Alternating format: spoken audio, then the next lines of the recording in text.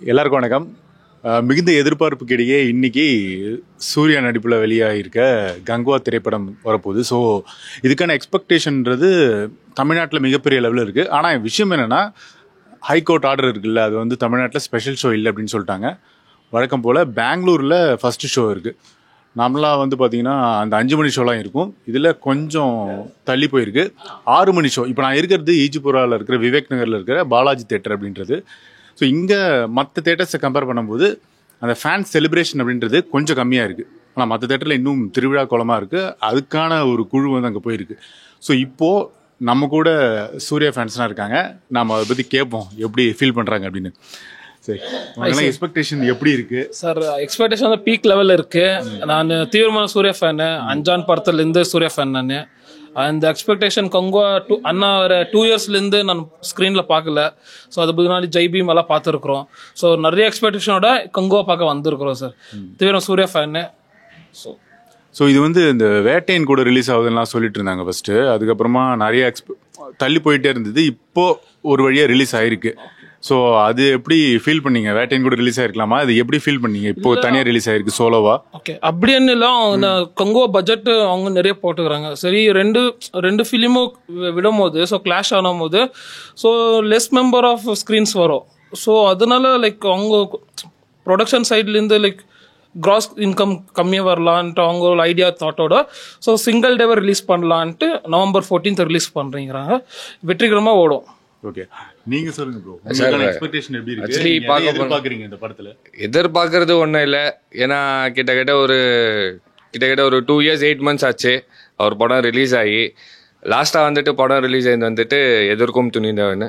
அதுக்கு வந்துட்டு கொஞ்சம் செலிப்ரேஷன் கொஞ்சம் ஹைப்பாக இருந்துச்சு. ப்ளஸ்ஸு கண்டினியூஸாக 2 படமும் வந்துட்டு ஓடிடியில் தான் ரிலீஸ் ஆச்சு. ஓடிடியில் ரிலீஸ் ஆகி கூட அது வந்துட்டு ஒரு பிளாக் பஸ்டராக தான் ஆச்சு.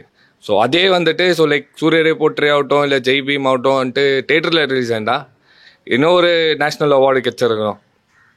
ஏன்னாக்கா லைக் தமிழ் இண்டஸ்ட்ரியிலே ஒரு லாங் பேக்குக்கு அப்புறம் வந்துட்டு ஒரு படத்துக்காகட்டும், ஒரு பெஸ்ட்டு ஃபிலிமு, பெஸ்ட்டு மியூசிக்கு, லைக் பெஸ்ட்டு ப்ரொடியூசரு எல்லாமே வந்துட்டு சூரியரே போற்றி கிடச்சிச்சு.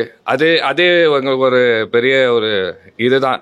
ஏன்னா தேட்டரில் ரிலீஸ் ஆகாத ஒரு படம் வந்துட்டு ஓடிடியில் ரிலீஸ் ஆகி ஒரு நேஷ்னல் அவார்டு போகுதுன்னா, ஸோ அது வந்துட்டு ஒரு பெரிய அச்சீவ்மெண்ட் தான் ஆச்சு சூர்யா ஃபேன்னா. ஸோ நான் வந்துட்டு ஸோ லைக் சூர்யானாகிட்டேருந்து நாங்கள் கற்றுக்கணும் ஒரு விஷயம் என்னன்னாக்கா, காமாக இருப்போம், சந்தோஷமாக இருப்போம். ஸோ அவர் சொல்லுந்த ஒரே ஒரு வார்த்தை என்னென்னா, நெருப்பு மதி இருக்கும் படம் அப்படின்னாரு ஆடியோ லான்ச்சில். ஸோ அவர் சொல்லியிருந்தது என்னென்னா, October 10 தான் தீபாவளி கிடையாது, November 14 நாங்கள் மறுபடியும் தீபாவளி கொண்டாடுவோம் அப்படின்னாரு. ஸோ அது வந்துட்டு எக்ஸ்பெக்டேஷன் நிறையவே இருக்குது. ஸோ சிவா சார் சொன்ன மாதிரி ப்ளஸ் ஞானவேல் ராஜா சார் சொன்ன மாதிரி KGF கன்னடாவுக்கு ஒரு KGF, தெலுங்கு இண்டஸ்ட்ரிக்கு ஒரு பாகுபலி, RRR மாதிரி தமிழ் இண்டஸ்ட்ரிக்கு கங்குவா வந்துட்டு 1000 crores அடிக்கும்ன்ற நம்பிக்கை இருக்கு. இது யாரும் எதிர்பார்த்துருக்குல்ல இந்த காம்பினேஷன், சிவாவும் சூர்யாவும் ஜாயின் ஆவாங்கன்னு. அந்த வரும்போது அப்படி எப்படி இருந்தது? லைக் சிவாவுடைய ஸ்டைல் வந்து வேற. ஸோ சடனாக வந்து ஒரு ஹிஸ்டாரிக்கல் சப்ஜெக்டோட டீல் பண்றாரு. இதுக்கான எக்ஸ்பெக்டேஷன் எப்படி இருக்கு? லைக் அவருடைய இந்த கெட்டப்லாம் பயங்கரமா இருக்கு. சூர்யாவோட கெட்டப்லாம் பார்க்கும்போது நல்லா இருக்கு. 2 கெட்டப்ல வராரு. ஸோ இதுக்கான அந்த கெட்டப் பற்றி சொல்லுங்க. கெட்டப் பற்றி சொல்ல போனாக்கா லைக் பார்க்காத ஒரு சூர்யா அண்ணன் நாங்கள் இந்த படத்தில் பார்க்குறோம். ஸோ ப்ளஸ் வந்துட்டு லைக் எங்களுக்கு வந்துட்டு அந்த டீசர் ஆகட்டும், அந்த கிளிம்ஸ் வீடியோ ஆகட்டும், ப்ளஸ் இப்போ ரீசெண்டாக வந்த ட்ரெய்லர் ஆகட்டும், லைக் நாங்கள் பார்த்துட்டு இருக்கிறது வந்துட்டு ஒரு தமிழ் படமா இல்லை வந்துட்டு ஒரு ஹாலிவுட் படமான்னு சொல்லிட்டு எங்களுக்கே வந்துட்டு கொஞ்சம் நேரத்தில் வந்துட்டு கன்ஃபியூஸ் ஆயிடுச்சு பார்க்க போனால். ஸோ ப்ளஸ் என்னன்னாக்கா, அவர் சொன்ன மாதிரி நெருப்புலையும் வந்துட்டு சண்டை இருக்குது, தண்ணியில் சண்டை இருக்குது, காற்றுல சண்டை இருக்குது, எல்லாத்துலேயும் சண்டை இருக்குது அப்படின்னு இருக்காரு. ஸோ எக்ஸ்பெக்டேஷன் மட்டும் பயங்கரமாக இருக்குது படத்துக்கு. எஸ்பெஷலி ஃப்ரான்சிஸ் கேரக்டர் இந்த ஃபிலிமில் பெரிய ரோல் பண்ணோம். ஏன்னா டியூவல் கேரக்டர் பண்ணுறாரு.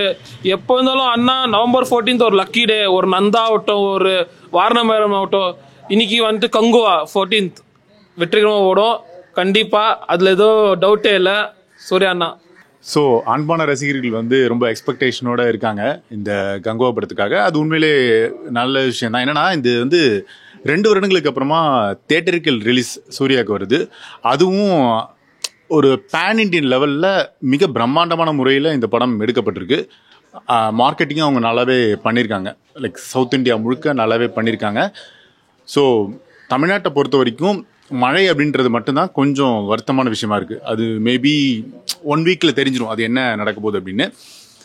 ஸோ இப்போது பெங்களூரில் ஃபஸ்ட்டு ஷோ ஆரம்பிக்க போகிறாங்க. ஸோ பார்ப்போம் இந்த படம் எப்படி இருக்க போகுது அப்படின்னு. நம்ம தொடர்ந்து இதை பற்றி பேசுவோம், ரிவ்யூலையும் நம்ம பேசுவோம் இதை பற்றி. இது ஒன் இண்டியா ஃபில்மி பீட்காக ஆனந்தன்.